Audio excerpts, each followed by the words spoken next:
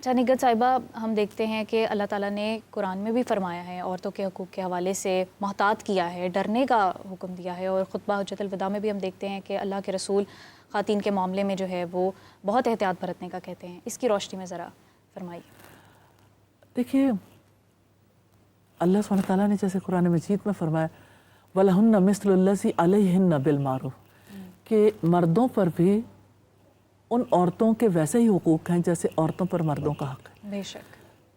تو اس میں فرق نہیں ہے، جیسے مرد کے حقوق عورت پر ہیں، عورت کے حقوق مرد پر ہیں. تو اللہ تعالیٰ نے اپنی کتاب میں بھی نبی صلی اللہ علیہ وسلم کے توسط سے بھی عورت کی طرف توجہ دلائی. دیکھیے رسول اللہ نے فرمایا پہلی بات کہ جس کے 3 بیٹیاں ہوں ان کی وہ اچھی تربیت کرے، تعلیم دے، پھر ان کا نکاح کر دے تو وہ بیٹیاں اس کے لیے جہنم کی آگ سے آڑ بن جائیں گی. کیا بات ہے. ایک صحابی نے پوچھا اگر کسی کی 2 بیٹیاں ہوں تو آپ نے فرمایا 2 کے لیے بھی یہی ہے. کیا بات ہے.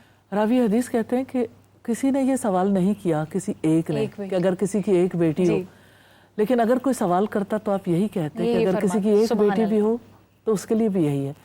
تو آپ دیکھیں ایک نقطے کا ہی فرق ہے، کہاں وہ زحمت سمجھتے تھے بیٹی کو اور اللہ کے رسول نے اسے رحمت بنا دیا کہ یہ سب سے زیادہ آپ کے لیے باعث رحمت.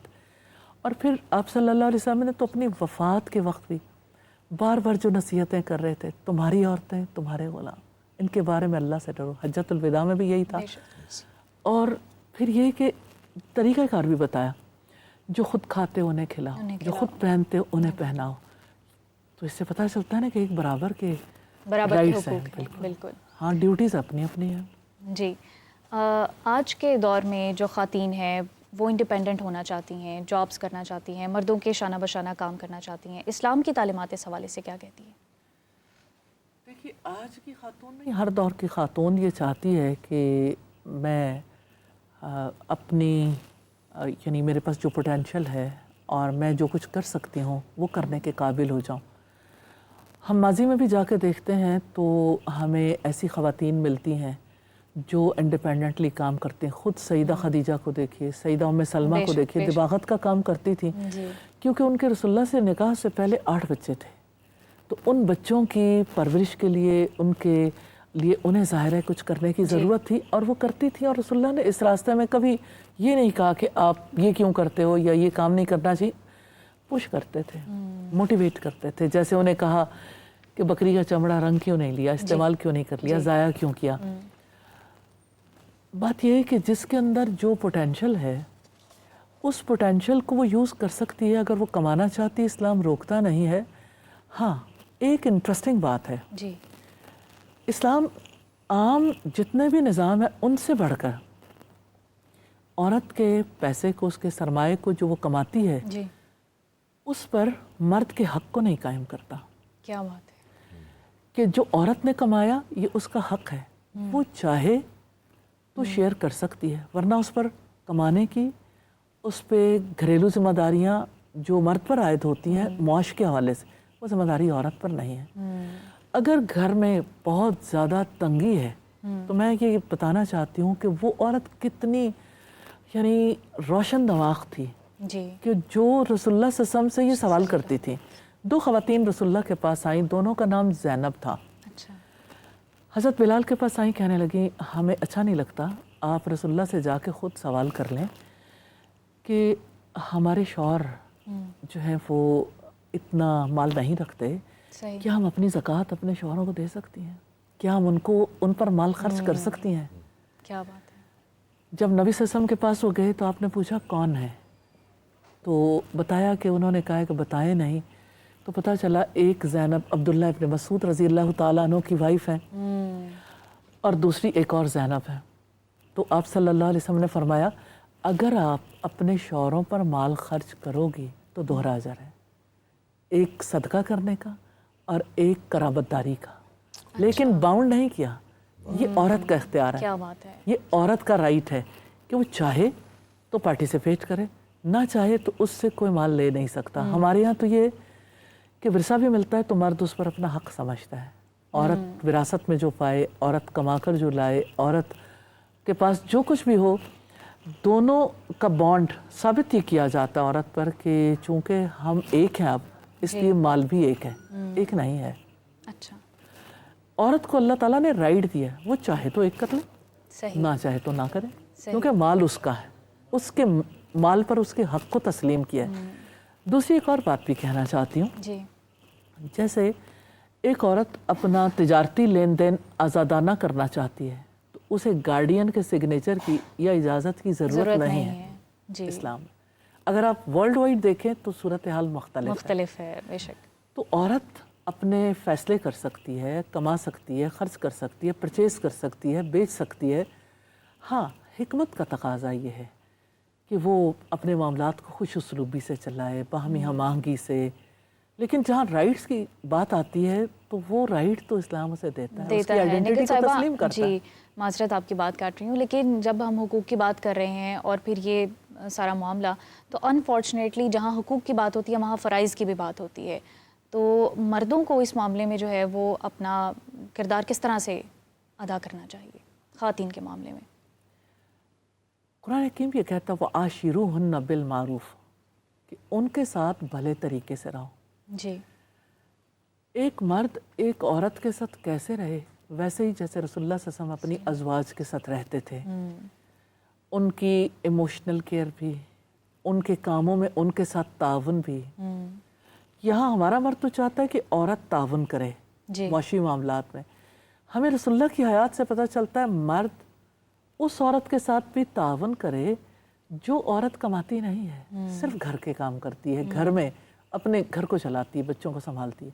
उसके साथ कोऑपरेट करने के लिए भी आप सल्लल्लाहु अलैहि वसल्लम किस तरह घर में घरेलू काम में हाथ बटा देते थे, अपने काम खुद कर लेते थे, और इसके बावजूद मिजाज का कितना ख्याल रखते थे। मिसाल के तौर पर एग्जाम्पल से बातें बहुत समझ आती हैं कि एक बार ऐसा हुआ कि आप सल्लल्लाहु अलैहि वसल्लम और सहाबे कराम और अज़वाज मुतहरात सारे रात को सफ़र कर रहे थे।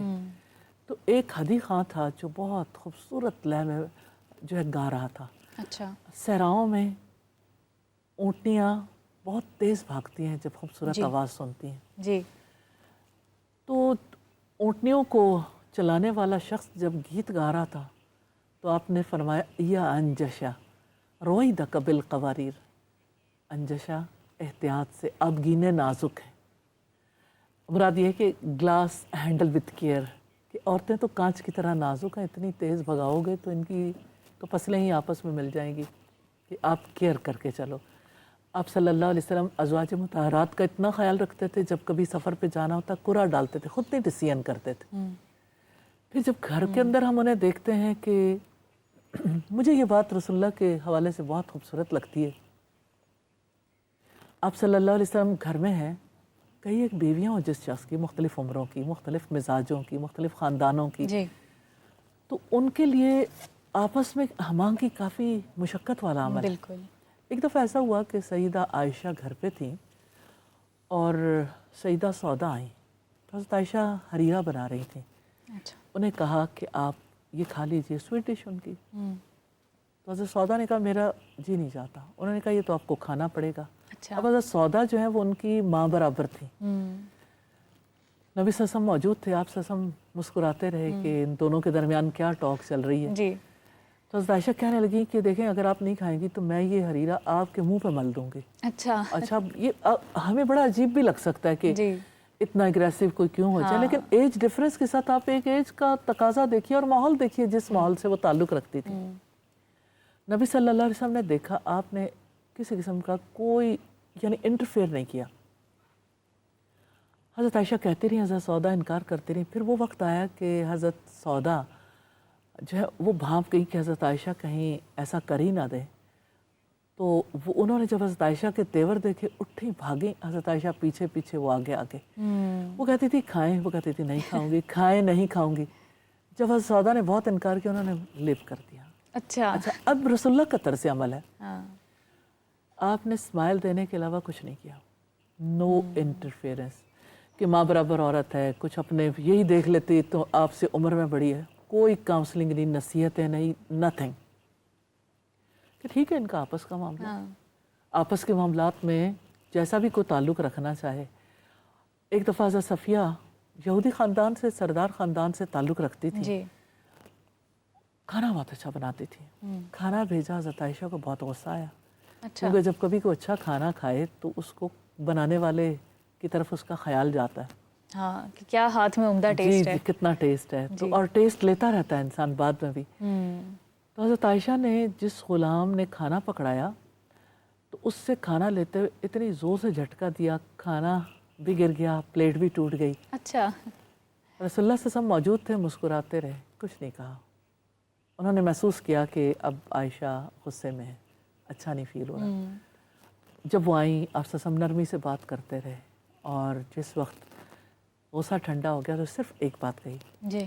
عائشہ اب پلیٹ اپنی بہن کو واپس کر دینا.